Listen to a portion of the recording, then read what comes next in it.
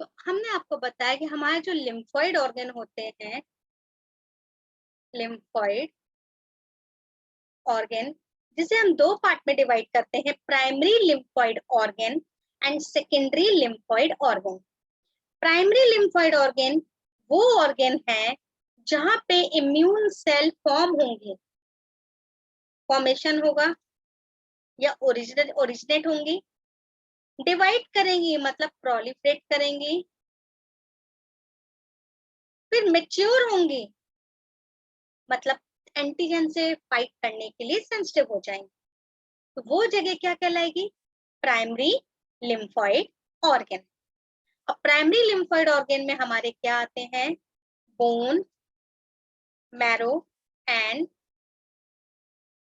Thymus gland.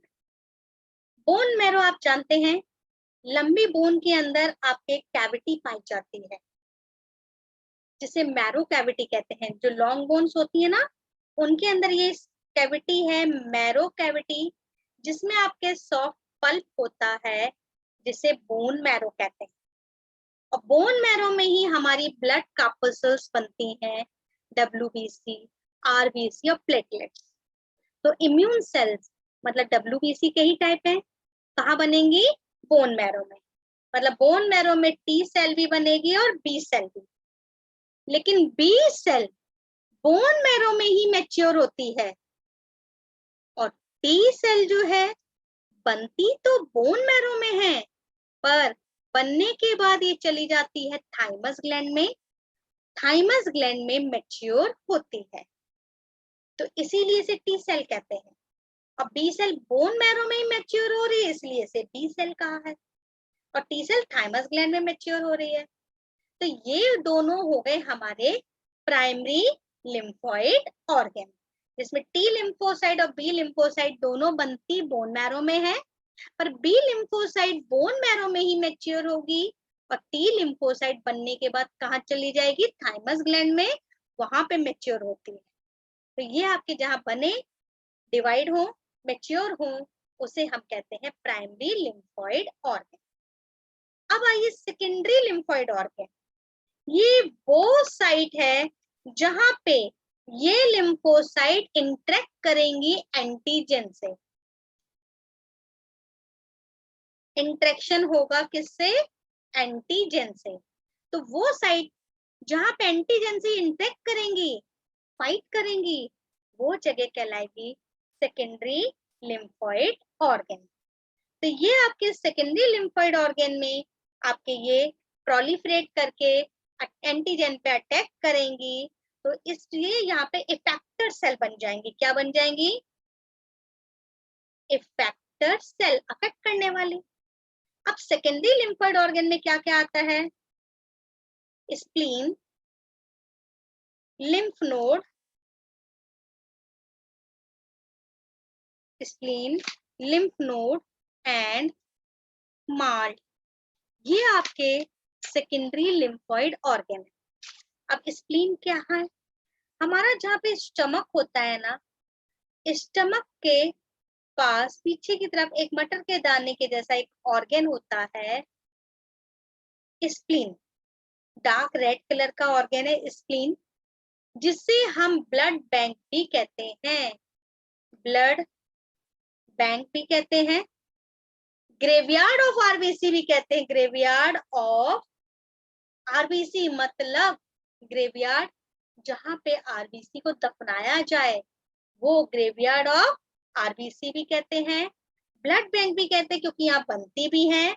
और ये आपके सेकेंडरी लिम्फोइड ऑर्गन भी है, जहां पे ये आपके लिम्फोसाइट अंदर आने वाले एंटीजन को फाइट करेंगी, उसे मारेंगी और बॉडी को डिजीज से बचाएंगी।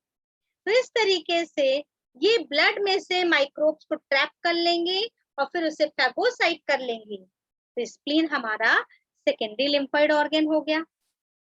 लिम्फ नोड क्या होता है? ये आपके सॉलिड स्ट्रक्चर होते हैं। आपने सुना होगा हमारी बॉडी में लिम्फेटिक सिस्टम है, लिम्फ वेसल्स होती हैं। लिम्फ वेसल्स में बीच बीच में ये आपके लिम्फ नोड पाए जाते हैं। ये लिम्फ नोड है सॉलिड स्ट्रक्चर, जो ये गुजरने वाले ब्लड से माइक्रोब्स को ट्रैप कर लेंगे और माइक्रोब्स को ट्रैप करके मतलब एंटीजन को ट्रैप्स करके उसे वहीं फाइट कर देंगे या ब्लड में से निकाल देंगे। तो ये लिम्फ नोड ब्लड को फिल्टर करने का भी काम करते हैं। लिम्फ नोड ब्लड को फिल्टर करने का भी काम करते हैं और इन लिम्फ नोड पे जो हमारे लिम्फोसाइट्स होती हैं, लिम्फ इम्यून सेल्स, वो आपके माइक्रोब्स या एंटीजन को फाइट भी करेंगी और फैगोसाइट भी करेंगी। आपने टॉन्सिल सुना होगा, ये टॉन्सिल है क्या? लिम्फ नोड है। तो देखिए जब कोई एंटीजन जाएगा तो टॉन्सिल्स क्या करेगा, यहाँ पे लिम्फ इम्यून सेल है वो आपके डिवाइड करेंगी, तो ये टॉन्सिल्स इनलार्ज कर जाते हैं, फाइट करेंगे। जब तक वो फाइटिंग करके एंटीजन मर नहीं जाएगा, इन्फेक्शन सही नहीं हो जाएगा, तब तक ये फूले रहते हैं, फिर सही हो जाते हैं। तो अपन एंटीबायोटिक लेते हैं या जो एंटीजन गया है उसको फाइट कर दे, वो खत्म हो जाए, तो हमारे लिम्फ नोड सही हो जाए। तो ये लिम्फ नोड कई जगह पे पाए जाते हैं, हमारे कई जगह पे प्रेजेंट रहते हैं। तो ये क्या करते हैं, टिश्यू फ्लूइड से, ब्लड से एंटीजन को खींच लेंगे, उसे फाइट करेंगे, फैगोसाइट करेंगे और बॉडी को डिजीज से बचा लेंगे, इम्यून रिस्पॉन्स देंगे। तो इस तरीके से ये हो गए सेकेंडरी लिम्फोइड ऑर्गन।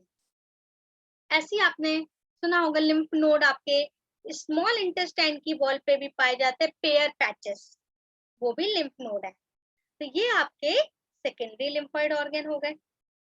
फिर आता है माल्ट। माल्ट का फुल फॉर्म है mucosal associated lymphoid tissue.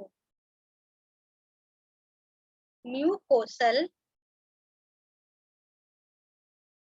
Associated lymphoid tissue, mucosal associated lymphoid tissue.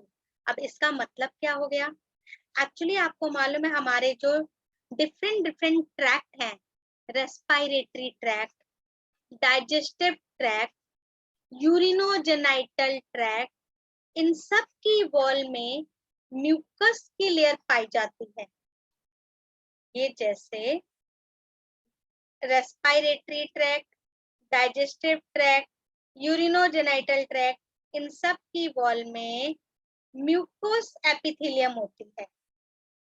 ये आपके म्यूकस का सीक्रेशन करेगी, म्यूकस एपिथेलियम हो गई। और इससे इसी से एसोसिएटेड लिम्फोइड टिश्यू होते हैं। इसी से एसोसिएटेड क्या है? Lymphoid tissue. तो डिफरेंट ट्रैक्ट में ये आपके जो म्यूकस से एसोसिएटेड लिम्फोइड टिश्यू है, म्यूकोसल एसोसिएटेड लिम्फोइड टिश्यू, इसे हम शॉर्ट फॉर्म में कहते हैं माल। तो ये आपके डिफरेंट मेजर जो ट्रैक्ट हैं इनकी लाइनिंग में पाए जाते हैं और ये जनरली पूरे इम्यून सिस्टम का 50% पार्ट हमारे माल्ट ही बनाते हैं। और ये क्या करेंगे? अंदर आने वाले एंटीजन को फाइट करेंगे और इसे डिजीज से बचाएंगे। तो ये आ गए हमारे सेकेंडरी लिम्फोइड ऑर्गन। कौन कौन से बताए हमने? Spleen, lymph node and MALT. MALT मतलब आपके जो मेजर ट्रैक्ट हैं, digestive tract, respiratory tract, urinogenital tract, इन सब की ट्रैक्ट की वॉल पे म्यूकस एपिथेलियम है और उस एपिथेलियम पे जो डिफरेंट लिम्फोइड टिश्यू हैं वो आपके क्या कहलाएंगे? Mucosal associated lymphoid tissue. और ये टिश्यू क्या काम कर रहे हैं? अंदर आने वाले एंटीजन को ट्रैप करेंगे, फाइट करेंगे, फैगोसाइट करेंगे और बॉडी को डिजीज से बचाएंगे। तो ये होता है हमारी बॉडी के लिम्फोइड ऑर्गन।